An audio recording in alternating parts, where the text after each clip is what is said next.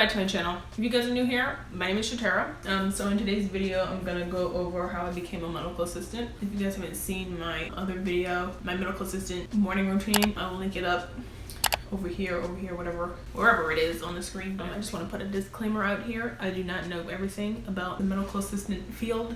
Okay, this is just how I got into it. If you want to know more information about it, you can just Google how to become a medical assistant. There's different avenues on how to become one. This is just how I became one. I'm also going to give you guys some advice on what to do when you're choosing a medical assistant school to go to, or any type of school for that matter. So let's just get into it. So I wrote down some notes here.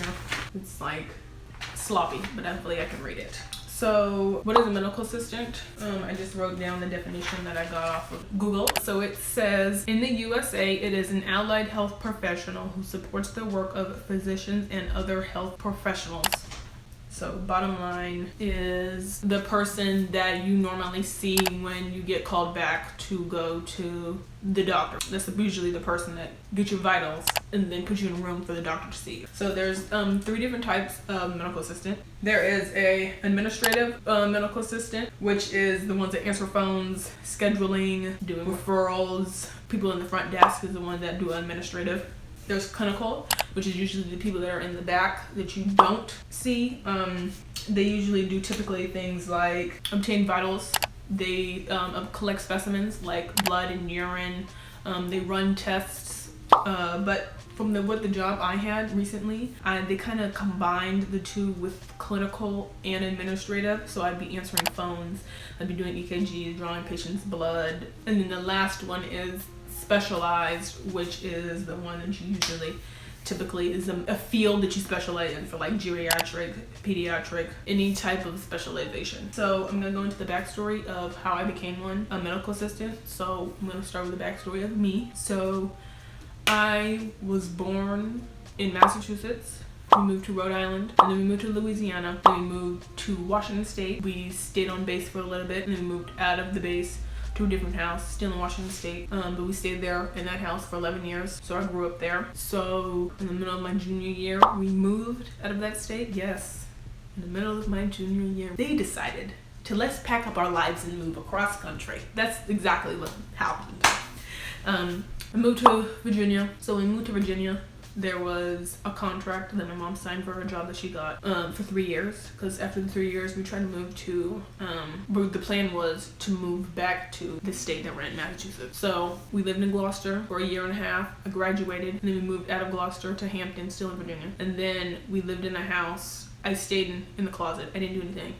I slept in there, I ate in there, I watched Netflix. I didn't do anything. My parents kept harping on me about get a job, find something to do. I didn't have anything to do because my plans were ruined at the time. How old was I? I was still 17. And then we moved out of that house to a different house, still in Virginia.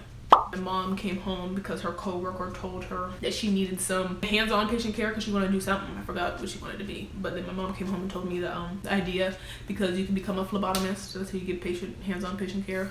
Training for 6 weeks, come out, make $14, $15 an hour. I think for just 6 weeks of training. I was like, oh really? I could do that. It was still within the medical field, but because when I was in Gloucester, when I was in Washington State, I applied for a program for veterinary science because I always like animals. We went to Gloucester. I still got the program, but I don't think that's for me.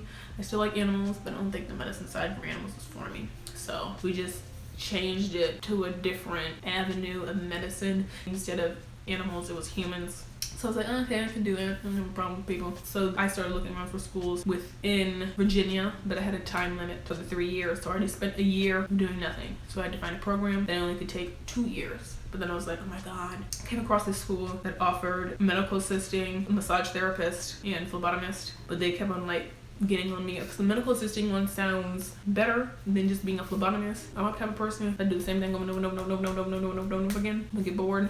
I'll be like, I have to switch it up and do something new so I can be excited about doing it. So I went to the program. I did the medical assistant program that they offered. It was an accelerated program, but during that time I was like, nah, I'm not gonna do anything after this medical assisting thing. I'm just gonna use this medical assisting to get to where I want to get to. I want to be an interpreter. I still have to learn a little bit more sign language. I know a little bit, but I still have a lot to learn. I wanted to do that, so when I was in school, I was like, yes, yes, yes. I was like, but then when I got out of the program, it was a year and 6 months. I did it a year and 5 months because you had externship at the end of that, and then we graduated. After I graduated, I'm sorry. This is the advice I was talking about. Even if in that moment of time that you're like, oh my God, I don't want to do anything after this, I don't want to do anything, make sure that you go to a school that offers your credits. Is that saying that right? Make sure you go to a school that's accredited. I don't care if you feel terrible in this moment in time and be like, oh my God, I don't want to do it. I'm not gonna do this later on. You never know. Things might change. It happened for me. Okay, I went to that school. It's not accredited. I was like, whatever. Now I'm here in this state.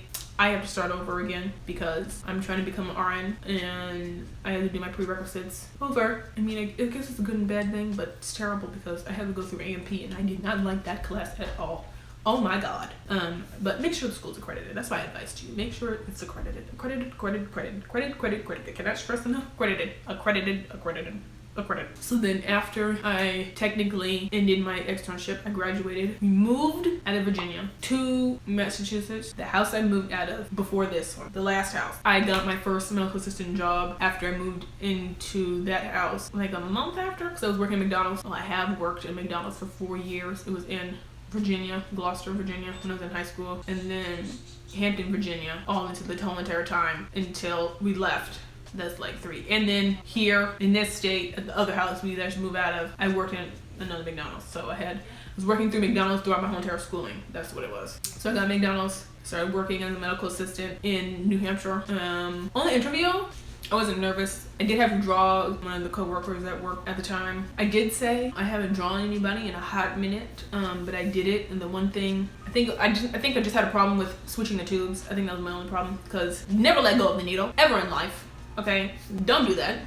That's how I was taught. Don't let go of the needle. It's not cute. Okay, what if somebody moves their arm like this and then next thing you know, blood gushing out? Like, what do I do? You know, we don't have time. Okay, don't let go of the needle. Okay, people move, people don't let go. So then there was that, got the job, and then in that job I did the EKGs. Like I said earlier, I did EKGs, phlebotomy, phone calls, didn't do any scheduling. I ran patients' urines and all that. But that's how I became a medical assistant. That's really all that was. That's really the whole entire story. If you want to know more about me, just comment down below, and then I'll just do a video on like how to get to know me or whatever, like 50 facts or whatever. But that is all for this video. If you guys like this video, don't forget to like, comment, share, and subscribe, and I will catch you all in the next video. We'll see y'all later. Bye!